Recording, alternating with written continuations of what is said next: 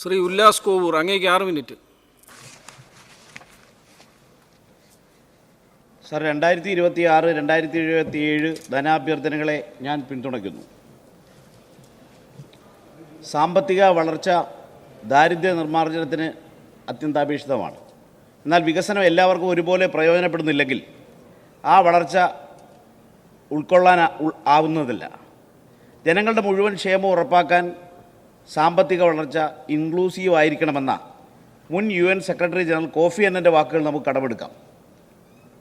കേരളത്തിൻ്റെ ബഹുമാനപ്പെട്ട മുഖ്യമന്ത്രി അവതരിപ്പിച്ച ബഡ്ജറ്റ് ഇത്തരത്തിൽ സമൂഹത്തിൽ എല്ലാവരെയും ചേർത്ത് പിടിക്കുന്ന ഇൻക്ലൂസീവ് സാമ്പത്തിക വീക്ഷണത്തിൻ്റെ ഒരു മാതൃകയാണ് സാർ. ഇപ്പോൾ UDF സർക്കാർ അധികാരത്തിലെത്തുമ്പോൾ ഓർമ്മ വരുന്നത് രാജ്യത്തിൻ്റെ ആദ്യ പ്രധാനമന്ത്രി ശ്രീ ജവഹർലാൽ നെഹ്റു സ്വതന്ത്ര ഭാരതത്തെ അഭിസംബോധന ചെയ്ത് സംസാരിച്ച ആദ്യ പ്രസംഗത്തിലെ ഒരു വരിയാണ് ഓർമ്മ വരുന്നത്. ട്രസ്റ്റ് വിത്ത് ഡെസ്റ്റിനി, വിധിയുമായുള്ള കൂടിക്കാഴ്ച. ആ പ്രസംഗത്തിൽ കോളനി വാഴ്ചയുടെ ദുഃഖങ്ങളും ദുരിതങ്ങളും പേറിയിരുന്ന രാജ്യത്തെ ഇന്നു കാണുന്ന വികസിത ഇന്ത്യയായി മാറ്റിയ വസ്തുതാപരമായ സത്യം ഈ അവസരത്തിൽ ഓർത്തുപോവുകയാണ് സാർ. ആ സാഹചര്യം തന്നെയല്ലേ കഴിഞ്ഞ 10 വർഷമായി ഈ സംസ്ഥാനത്ത് നടന്നുകൊണ്ടിരുന്നത്. പുതുയുഗ പിറവിക്കായി, പുതുയുഗ കേരളത്തിനായി നമ്മുടെ ബഹുമാന്യനായ മുഖ്യമന്ത്രി അവതരിപ്പിച്ച ബഡ്ജറ്റ് അങ്ങനെയൊരു വിപ്ലവത്തിനാണ് തുടക്കം കുറിച്ചിരിക്കുന്നത്. ഈ ബഡ്ജറ്റിൽ ലോകം ഏറ്റെടുക്കുന്ന ഒരു മുദ്രാവാക്യമുണ്ട്, ഗവേണൻസ് വിത്ത് എംപതി, അതായത് സഹാനുഭൂതിയുള്ള ഭരണം. ആ ചിന്തയ്ക്കാണ് സാർ ചിറക് വിരിച്ച് പറക്കാനുള്ള ഇന്ധനം ഈ ബഡ്ജറ്റ് നൽകുന്നത്. സാർ, നെപ്പോളിയൻ ബോണപ്പാർട്ടിൻ്റെ വിശ്വവിഖ്യാതമായ ഒരു വാചകമാണ് സാർ ഈ അവസരത്തിൽ ഓർമ്മ വരുന്നത്. വിപ്ലവം എന്നത് ശക്തമായ ആശയമാണ്. ആ ആശയങ്ങൾക്ക് അടിസ്ഥാനമെന്നത് അതിശക്തമായ ബയണറ്റുകളാണ്. ഈ വാചകം സൂചിപ്പിക്കും പോലെ ശക്തമായ കാമ്പും നാമ്പുമുള്ള ഒരാശയ അടിത്തറയിൽ നിന്നുകൊണ്ടാണ് സാർ ഈ സർക്കാർ പുതിയ ബഡ്ജറ്റിനെ നോക്കിക്കാണുന്നത്. കേരളത്തെ ഒരു നോളജ് എക്കോണമിയുടെ ഭാഗമാക്കുന്നു എന്നത് ഭാവി സങ്കല്പത്തിൻ്റെ നവീനമായ ഒരു യുഗത്തെ നെയ്തെടുക്കുന്നതിൻ്റെ തുടക്കമാണ്. ഈ ബഡ്ജറ്റ് പരമ്പരാഗത വ്യവസായങ്ങളെ ചേർത്ത് പിടിച്ചിട്ടുണ്ട്. ഞാനും ഒരു കശുവണ്ടി തൊഴിലാളി അമ്മയുടെ മകനാണ്. എൻ്റെ കുട്ടിക്കാലത്ത് എന്നെ താലോലിച്ച് തഴുകിയിരുന്ന എൻ്റെ അമ്മയുടെ കൈകളിൽ നിന്ന് ഞാൻ ആസ്വദിച്ച ഒരു ഗന്ധമുണ്ട് സാർ. അത് കശുവണ്ടി കറയുടെ ഗന്ധമായിരുന്നു. എൻ്റെ നാട്ടിലെ ഒരുപാട് അമ്മമാരുടെ കൈകളിൽ നിന്നും ആ മാസ്മരിക ഗന്ധം ഇന്ന് മാഞ്ഞ് മാഞ്ഞ് മാഞ്ഞ് പോകുകയാണ് സാർ. ഇവിടെ ഈ ബഡ്ജറ്റിൽ കശുവണ്ടി തൊഴിലാളികളെ ആശ്വസിപ്പിച്ച പരാമർശങ്ങളുണ്ട് സാർ. 95% കശുവണ്ടി ഫാക്ടറികൾ നമ്മുടെ നാട്ടിൽ അടഞ്ഞു കിടക്കുകയാണ്. ഒട്ടേറെ വ്യവസായികൾ ആത്മഹത്യ ചെയ്തു.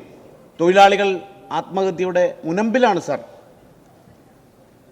എന്നാൽ ഈ ഗവൺമെൻറ് പൊതുമേഖലാ കശുവണ്ടി വ്യവസായങ്ങൾക്ക് 50 കോടി നൽകി 50 കോടി രൂപ വകയിരുത്തി ആശ്വസിപ്പിച്ചു ഈ മേഖലയെ. കൊല്ലം കശുവണ്ടി പരിപ്പ് എന്നത് ലോക പ്രശസ്തമായ പരിപ്പാണ്. ഈ വ്യവസായം പ്രതിസന്ധിയിലൂടെ കടന്നു പോവുകയാണ്. ഈ പ്രതിസന്ധി പരിഹരിക്കുന്നതിന് വേണ്ടി പ്രാഥമിക നിലയിൽ നിന്നുള്ള ഈ ചേർത്തു നിർത്തലുകൾ വളരെ അഭിനന്ദനാർഹമാണ് സാർ. പരമ്പരാഗത തൊഴിൽ വ്യവസായങ്ങളെല്ലാം തകർച്ചയുടെ വക്കിലേക്ക് പോയപ്പോൾ നമ്മുടെ നാട്ടിലെ അമ്മമാരും സഹോദരിമാരും പ്രതീക്ഷയുടെ പച്ചത്തുരുത്തായി കണ്ടത് തൊഴിലുറപ്പ് പദ്ധതിയെയാണ്. ഇന്ത്യയിലെ ഗ്രാമീണ സ്ത്രീകളെ സ്വപ്നം കാണാൻ പഠിപ്പിച്ച മഹത്തായ പദ്ധതിയാണ് തൊഴിലുറപ്പ് പദ്ധതി. ആ പദ്ധതി ഇന്ന് ചൂതാട്ടം പോലെ ആക്കിയിരിക്കുന്നു സാർ. അതൊരു ചൂതാട്ടക്കാരൻ്റെ ചൂതാട്ടം പോലെ ആക്കാനുള്ളതല്ല. 2ാം UPA സർക്കാർ വിഭാവന ചെയ്ത ഈ മഹത്തായ തൊഴിലുറപ്പ് പദ്ധതി വെയ് രാജാ വെയ്, 60 ഞാൻ വെക്കാം 40 നീ വെയ് എന്ന ചൂതാട്ടക്കാരൻ്റെ അവസ്ഥയിലേക്ക് മാറ്റി തീർക്കാൻ കഴിയില്ല. ഇന്ത്യൻ സ്ത്രീകളുടെ സ്വപ്നം കാണാൻ പഠിപ്പിച്ച ഈ പദ്ധതിയെ ഒരു ചൂതാട്ടക്കാരൻ്റെ കൗശല്യത്തിലേക്ക് കൊണ്ടുപോകാൻ കഴിയില്ല. അതിനെ പ്രതിരോധിക്കാനാണ് 1400 കോടി രൂപ തൊഴിലുറപ്പ് പദ്ധതിയിൽ ഈ ബഡ്ജറ്റിലൂടെ വെച്ചിട്ടുള്ളത്. ഈ ബഡ്ജറ്റ് ചൂണ്ടിക്കാണിക്കുന്നത് കശുവണ്ടി തൊഴിലാളികൾക്കും തൊഴിലുറപ്പ് തൊഴിലാളികൾക്കും അരികുവൽക്കരിക്കപ്പെട്ടവർക്കും ഒപ്പമാണ് എന്നുള്ള പ്രഖ്യാപനമാണ് തൊഴിലുറപ്പ് മേഖലയ്ക്ക് ആശ്വാസമായത്, കശുവണ്ടി മേഖലയ്ക്ക് ആശ്വാസമായത്. സർ, ഞാൻ ഈ 2016 മുതൽ തെരഞ്ഞെടുപ്പിൽ മത്സരരംഗത്ത് വന്ന നാൾ മുതൽ ഈ തൊഴിലുറപ്പ് അമ്മമാരെയും സഹോദരിമാരെയും ഒക്കെ കാണാൻ ഞാൻ ഈ മേഖലകളിലൊക്കെ പോകാറുണ്ട് സർ. ഇപ്പോൾ ഇവിടെ കേന്ദ്ര സർക്കാരിനെ അനുകൂലിക്കുന്നവർ പ്രസംഗിച്ചല്ലോ, നീറ്റ് പരീക്ഷ തകർത്ത് കുട്ടികളെ ആത്മഹത്യയിലേക്ക് തള്ളിവിട്ടതിനെ അഭിനന്ദിക്കണമെന്ന്. ഞാൻ പറയുന്നു, തൊഴിലുറപ്പ് മേഖലയിലും വലിയ ആശങ്കകളുടെ കരുതലിൽ വീണിരിക്കുകയാണ്.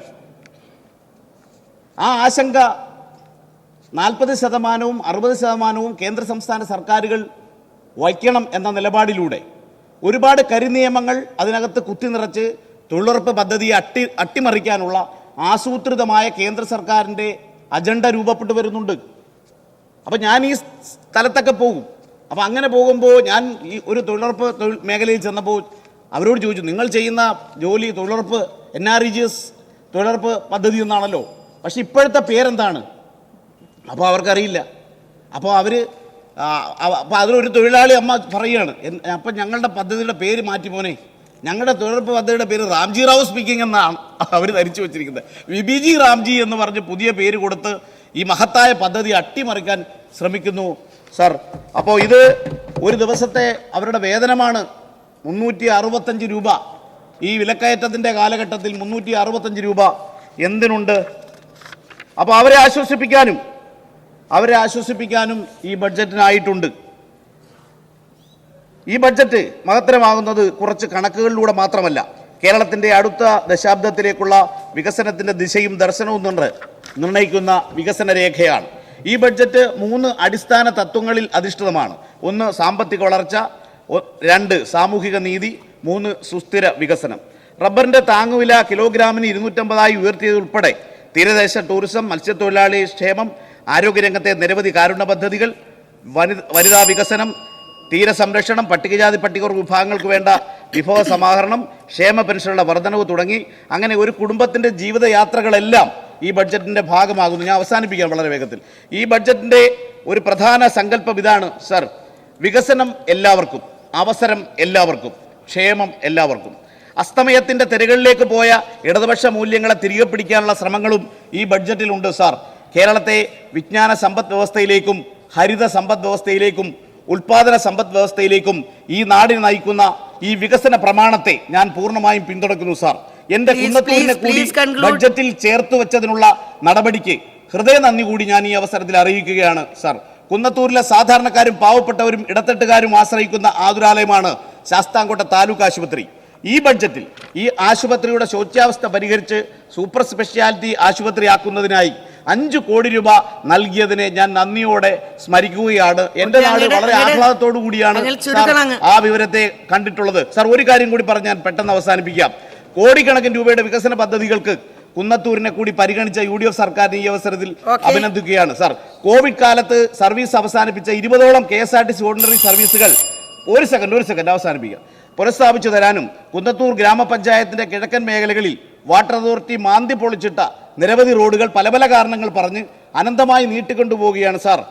ഞാനിത് കരാറുകാരനോട് ചോദിച്ചപ്പോൾ അദ്ദേഹം പറഞ്ഞത് പശ്ചിമേഷ്യയിൽ യുദ്ധം നടക്കുന്നതുകൊണ്ടാണ് റോഡ് പണിയാൻ കഴിയാത്തതെന്നാണ് സാർ.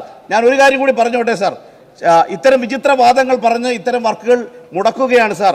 എനിക്ക് പറയാനുള്ള, ഈ സഭ ഇടപെട്ട് പശ്ചിമേഷ്യയിലെ യുദ്ധം നിർത്തി വെപ്പിച്ചിട്ടെങ്കിലും ഐവർഖാലിയിലെ റോഡ് പണി സമയബന്ധിതമായി തീർത്തില്ലെങ്കിൽ എനിക്ക് നേരെ ജനങ്ങൾ യുദ്ധത്തിന് വരും സാർ. അതുകൊണ്ട് ഈ പശ്ചിമേഷ്യയിലെ യുദ്ധവും നമ്മുടെ നാട്ടിലെ റോഡ് പണിയുമായി നല്ല ബന്ധമുണ്ട്. അപ്പോൾ അതുകൊണ്ട് ആ കാര്യത്തിലും ഇടപെടണം സാർ. എൻ്റെ നാട്ടിലെ കർഷകർ വലിയ പ്രയാസത്തിലാണ്. കടമെടുത്തും പണയം വെച്ചും ഓണം വിപണിയെ ലക്ഷ്യമാക്കുന്ന കർഷകരുടെ വിളകൾ വന്യജീവികൾ കൂട്ടത്തോടെ വന്ന് നശിപ്പിക്കുകയാണ് സാർ. വനമില്ലാത്ത മണ്ഡലങ്ങളെ കൂടി പരിഗണിക്കണം എന്ന് പറഞ്ഞുകൊണ്ട് ഞാൻ ഈ ധനാഭ്യർത്ഥന ചർച്ചകളെ പിന്തുണയ്ക്കുകയാണ് സാർ.